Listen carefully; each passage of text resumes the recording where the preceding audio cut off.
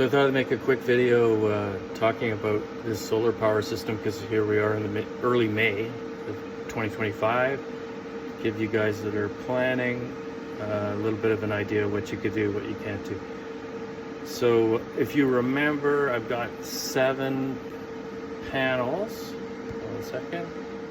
I've got 7 panels coming in here, and then they go into this this unit. And I also got this battery pack, which is 12 kilowatts, it's 300 amp hours.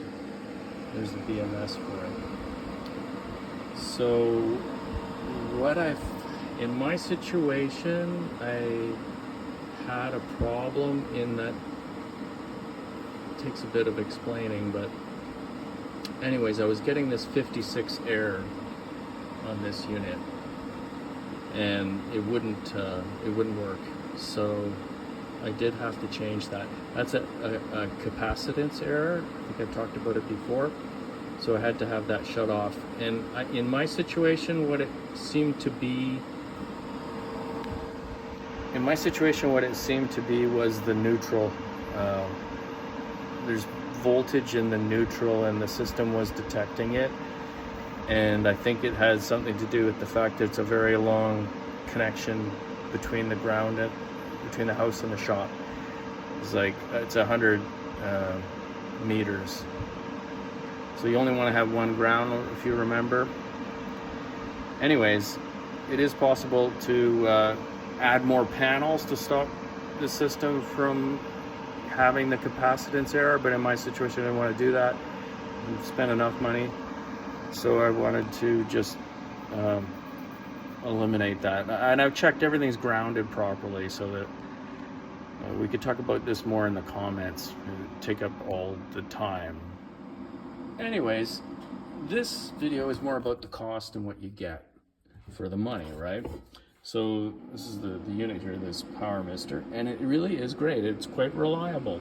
And the cost for me in Canada from Amazon is about $1,800, including taxes. I think it's $1,600 before tax, right? Something like that. And what I'll put some posts. I'll put some pictures of what it's powering right now. I've got the grid shut off in the house and in the shop, so there's no grid power, and it runs everything in the house basically that I need to, as long as I don't run too many things at the same time. So you kind of got to know in advance what draws the most power, but it's always anything that produces heat, any kind of element. You can basically only run one at a time, but nice thing about with this thing, if it overloads it, it'll just shut down for a few minutes, and in about 3 minutes it fires back up again. And so you can go and, you have to reset your clocks, but you're not really gonna hurt anything too bad. It's just kind of like a burn, like a blackout, right?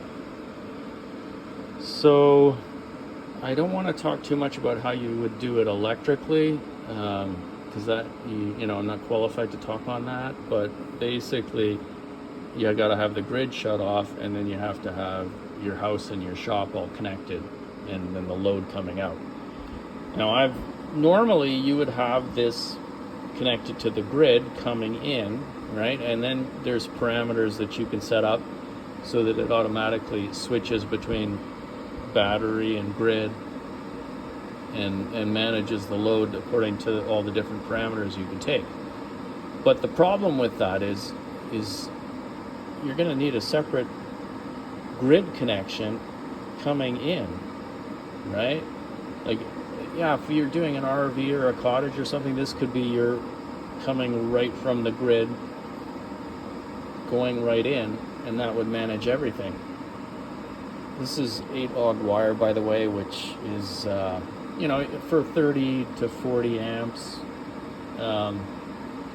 You want to go heavier if you're doing more, but if I only have one inverter, the 8-aught seems to be fine. I mean, if you look at the specs, I'll let you decide, you're an electrician, right? Anyways, this has to be, it's not connected at all to anything right now, because I find for my situation, I just need the load, and that's going back to the panel, and the panel is connected between the two houses. So as long as you've got the main shut off to the grid, you're not hurting anyone. Where people hurt people is if you've got power coming in from this inverter and it goes back to the pole. You know, you should have multiple breakers in between and warnings and everything else, because if you do that, you could electrocute the power guy if he's on the if he's on the pole trying to work on something. Plus, you probably flip all kinds of breakers off. You had both on at the same time. So I don't want to talk about that too much. Mostly this is about the fact that this thing is pretty reliable, and it's pretty easy to use and to understand.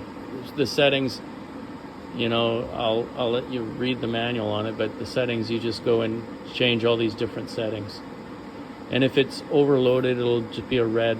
If it's blinking green, it's charging. You can go through here and you can kind of see how much power is coming in and how much is going out, and then how much is going into the battery. In this case, we're charging the battery. We got some power coming in. We got some power going here, going to the house. So the house is running, you know, the hot water tank, the freezers, the fridge. As long as you're only doing like a kettle or at the same time, or the microwave one at a time, when you do 2 or 3 at the same time, that's when you're going to run into problems. It should run the air conditioner no problem, as long as you're not running other things with it. I imagine that if for some reason your hot water tank were to kick in at the same time you're running your air conditioner, and then somebody plugged in a kettle or something, then you're going to run into problems. So you kind of have to think differently. It's not, if you were to add another one of these in parallel, you could probably run just about anything, almost never have anything shut down. It would still be not as good as the grid, but it would be very unlikely. So, you know, like this was 2,000, the panels were another 2,000, and this is 1,600 plus taxes. So you're a little over 5,000 before you add up all the other stuff. This is Canadian, so it's not that bad. Now this is something that I got to talk about, your compressor in your shop. We ran the welder, the 30 amp welder, no problem. But this thing draws up to 4 times as much power at startup.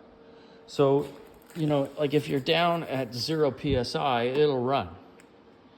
But if you are, you know how this thing is for cycling, and you're trying to keep it up at as high pressure as you can, when it's full and it tries to go on, it's pulling like 60 amps, and that'll shut your system down. So you can't run your compressor. Now, you might think, oh, I can do a hard startup and add a capacitor, but you need to learn about that, because it's not a good idea to add a hard start to this, because you're probably going to kill your compressor over time. Those capacitors are not a storage of electricity. They're a lot like a diaphragm in a water system, like that. They're a lot like these things. So it works more or less the same way, and it's doing 60 cycles per minute, and it's a buffer, this diaphragm that moves 60 cycles per second, and that's what helps even out the power. So it's not like you can just add a capacitor. You'd have to add a hard start, and I learned that the hard way because I bought a capacitor for $30 online and I can't use it. So basically my compressor is out unless I shut everything off and switch over to grid. So that's something that you're gonna have to know. Like you can do your regular MIG welding, you know, like a typical Hobart 220, but with this inverter, but you're not going to be able to use your compressor, which is a real pain in the ass. I mean, I need a technical solution to this for sure. Obviously, the best thing that I could do is add another inverter. So here in the summer where it's sunny and warm, here in the summer where it's sunny and warm, there's lots of electricity coming in from the panels. I can pretty well live off grid 90% of the time. If my wife needs to use the oven for something, to cook something major, I'll have to go back to grid. If I'm doing a project where I need a lot of compression power, like you know, removing nails or something, or using any kind of compressor, I need to go back to grid. Aside from that, it's pretty straightforward. So that's what I wanted to talk to you about, is that it is a pretty good deal. I mean, I don't know if it's really worth it, but it's kind of fun as a learning thing without a big investment. So hope this is helpful information for you. We still got to work on next winter on the snow clearing thing. So I'll do a video on that for the snow clearing for the panels and some ideas about that. Thanks. Bye, guys.